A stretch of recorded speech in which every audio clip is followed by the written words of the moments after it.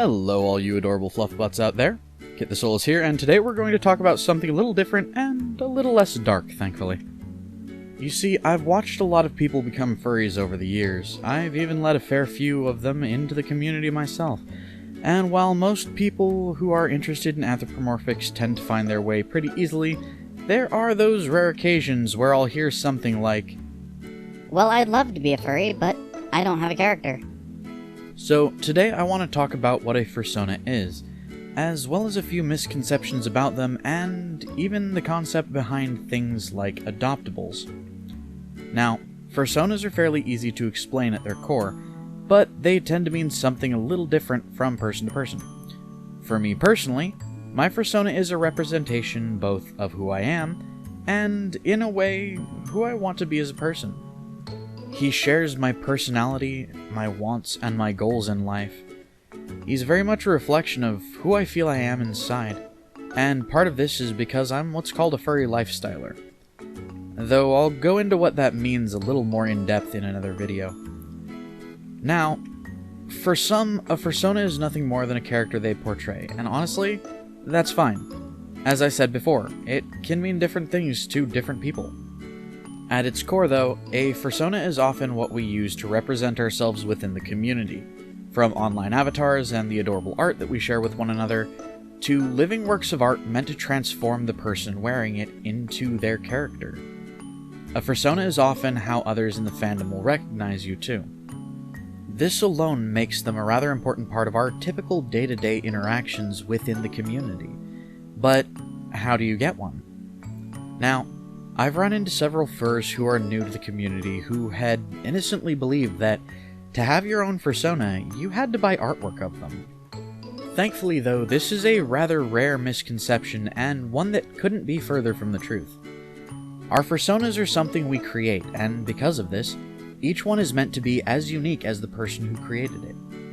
Now, there is indeed the option to simply buy an adoptable, or a character created by somebody else, and for some people, this can have its advantages.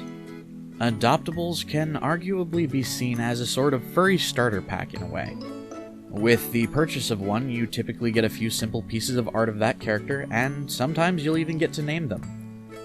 Now, for somebody who sees the furry fandom as just a hobby, this is usually fine, but for those who let the fandom become part of their life, it's usually not gonna be enough.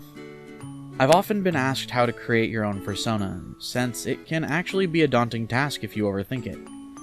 The choices between the various animal species, fur colors, patterns, or even physical forms can make deciding a seemingly impossible task sometimes, though it really doesn't have to be. Now, for those of you out there watching this, I want to try a little experiment. I'm going to ask you a question, and before I do, I want you to close your eyes, clear your mind, and say the first answer that comes to you. Ready? If you lived in a place like Zootopia or the world of Beastars, what would you be? This is a question I've asked a lot of people who are curious about the fandom or who are new to the community and simply haven't decided yet. It can be a good way to introduce people to what a fursona is, and most of the people I've asked this question to tend to answer almost immediately. As well, one of the best things about your fursona is that you don't have to remain the same forever. For example, while people might not see it today, when I joined the fandom, I wasn't a fox.